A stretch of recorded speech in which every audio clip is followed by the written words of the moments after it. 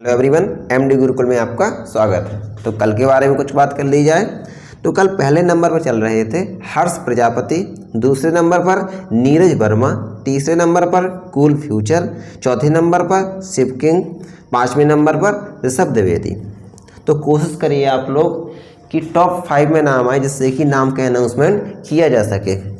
जल्दी से जल्दी आंसर देना है और सही सही आंसर देना है जिससे कि आपको सही सही और ज़्यादा से ज़्यादा पॉइंट मिलेंगे। तो आइए आज की क्लास शुरू करते हैं। पहले 10 मिनट की वीडियो चलेगी, फिर उससे संबंधित 5 क्वेश्चन बाद में पूछे जाएंगे। देखिए आज हम पढ़ेंगे जीवाणु जनित रोग।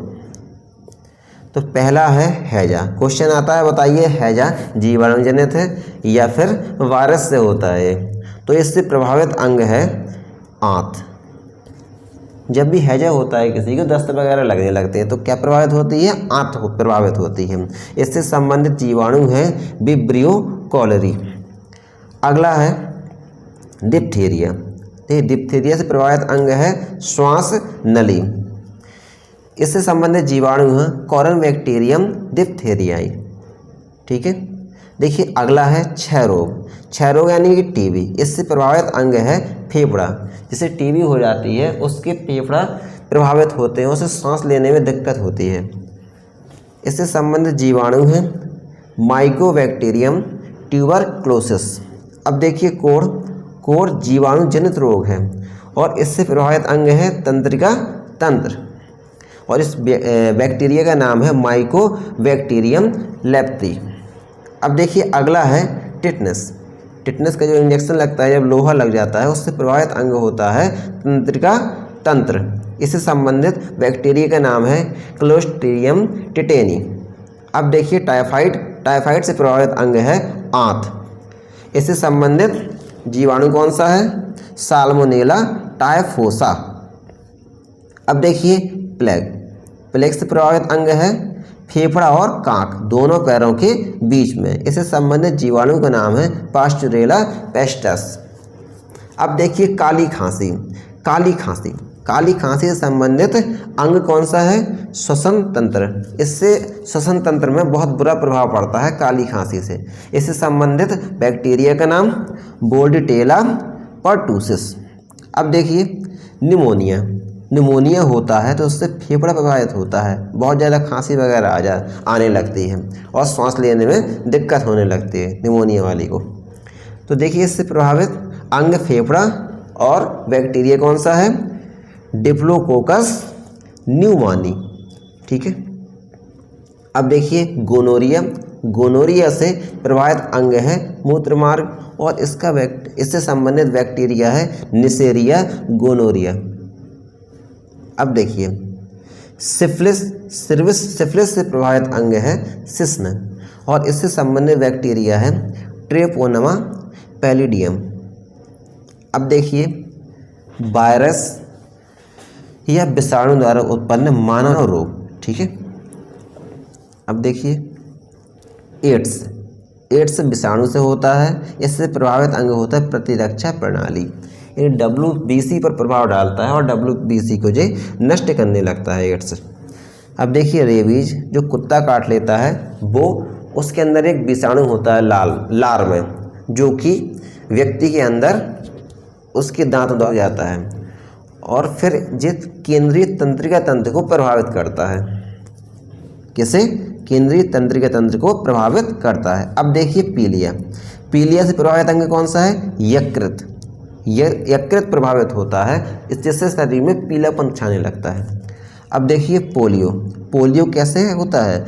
जो वायरस से होता है। इससे प्रभावित अंग होता है केंद्रीय तंत्रिका तंत्र प्रभावित होता है। रेबीज से और पोलियो से दोनों से केंद्रीय तंत्रिका तंत्र प्रभावित होता है।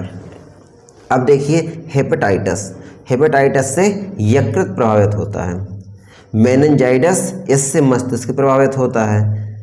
मेनिनजाइटिस। ठीक है। इससे प्रभावित अंग कौन सा है? मस्तिष्क। अब देखिए चेचक से प्रभावित अंग है मुख्यतः त्वचा प्रभावित होती है, दाने निकल आते हैं, वही है चेचक। अब देखिए परजीवी प्रोटोजोआ से उत्पन्न रोग कौन कौन से होते हैं? देखिए कालाजार से प्रभावित अंग कौन सा होता है? अस्थि मज्जा। और परजीवी का नाम क्या है? लीशमैनियम डोनावानी। और वाहक बहुत पूछा जाता है, ये कालाजार का बालू मक्खी। ठीक है, मक्खी कैसी होती है? मक्खी होती है काली, जब बालू में गिरेगी मक्खी वो काली पड़ जाएगी। अब देखिए पायरिया, पायरिया किस में होता है? मसूड़ों में होता है, यानी प्रभावित अंग कौन सा है? मसूड़े होते हैं। इससे संबंधित परजीवी का नाम एंड अमीबा जिंजीवेलिस। अब देखिए मलेरिया, मलेरिया से प्रभावित अंग कौन सा है?